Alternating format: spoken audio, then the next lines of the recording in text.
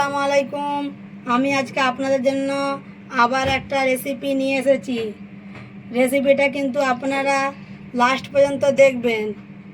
রেসিপিটা হলো গুঁড়ো দুধের রেসিপি।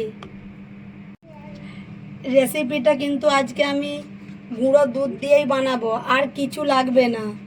গুঁড়ো দুধ আর চিনি হলেই কিন্তু হয়ে যাবে, কিন্তু বাড়িতে অতি সহজেই বানিয়ে নিতে পারবেন। আমি এখানে প্রথমেই চাপিয়ে দিয়েছি একটা কড়া। কড়াটা ভালোভাবে গরম হয়ে গেছে।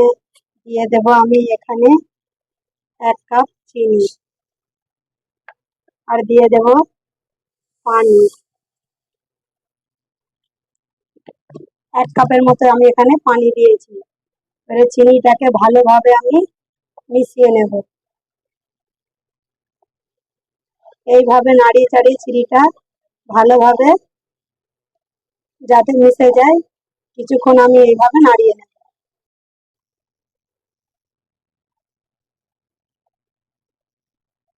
চিনি তো পানির সাথে ভালোভাবে মিশে গেছে। তারপর এর মধ্যে দিয়ে দেব আমি গুঁড়ো দুধ। আমি এখানে 1.5 কাপ গুঁড়ো দুধ নিয়েছি। গুঁড়ো দুধটা দেওয়ার পর ভালোভাবে এটাকে মিশিয়ে নেব।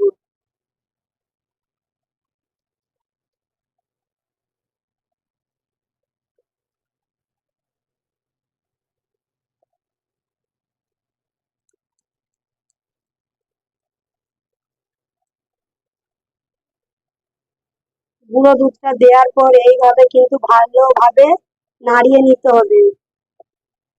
না নাড়ালে কিন্তু দুধটা ঢেলা ফেটে যেতে পারে। দেখুন, দুধটা দেওয়ার পর কিন্তু আমি ভালোভাবে নাড়িয়ে দিয়েছি, একটুও কিন্তু গুটলি পাকিয়ে যায়নি।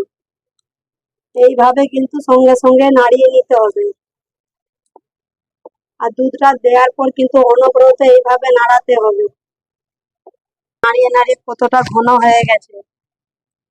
এইটাকে এইভাবে নাড়িয়ে নাড়িয়ে আমি আরো ঘন করে নেব। তারপর এর মধ্যে দিয়ে দিচ্ছি সামান্য পরিমাণ এলাচের গুঁড়ো। এলাচের গুঁড়োটা দিয়ে ভালোভাবে এটাকে নাড়িয়ে নেব। এইভাবে কিন্তু অনবরত নাড়িয়ে চাড়িয়ে এটাকে ঘন করে নেব। দেখুন, নাড়িয়ে নাড়িয়ে আমি কতটা ঘন করে নিয়েছি। তারপর এর মধ্যে দিয়ে দেব আমি ঘি।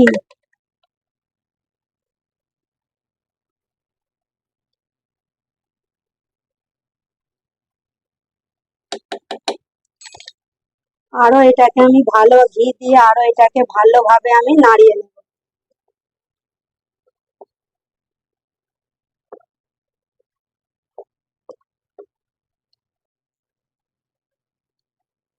দেখুন, একদম ঘন হয়ে গেছে, আর কড়াতে একটুও লেগে যাচ্ছে না। দেখুন, এইভাবে কিন্তু ফুটে এসছে।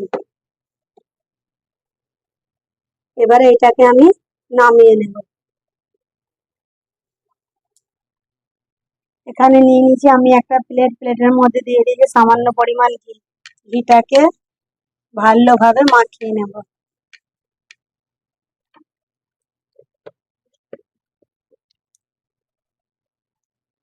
এই প্লেটের মধ্যে আমি ঢেলে দেব।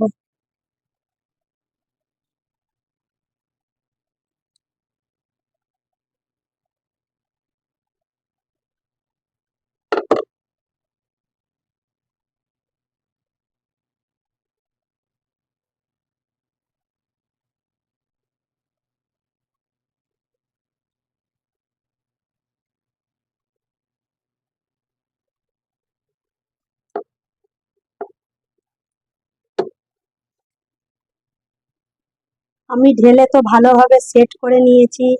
এবার এটা ঠান্ডা হয়ে গেলে আপনাদেরকে আমি পিস করে দেখাচ্ছি। দেখুন, ঠান্ডা হয়ে যাওয়ার পর আপনাদেরকে পিস কেটে যে দেখালাম, আর উপর থেকে আমি কাজু বাদাম দিয়ে দিয়েছি। কেমন লাগছে দেখে অবশ্যই আমাকে জানাবেন। আপনারাও বাড়িতে ট্রাই করবেন, আর আমাকে অবশ্যই কমেন্টে জানাবেন যে আমার এই রেসিপিটা কেমন লেগেছে আপনাদেরকে। যদি রেসিপিটা ভালো লেগে থাকে তাহলে আমার চ্যানেলটিকে লাইক সাবস্ক্রাইব করে দিবেন। আরও নতুন নতুন ভিডিও পাওয়ার জন্য নিচের বেল বাটনটাকে ক্লিক করুন।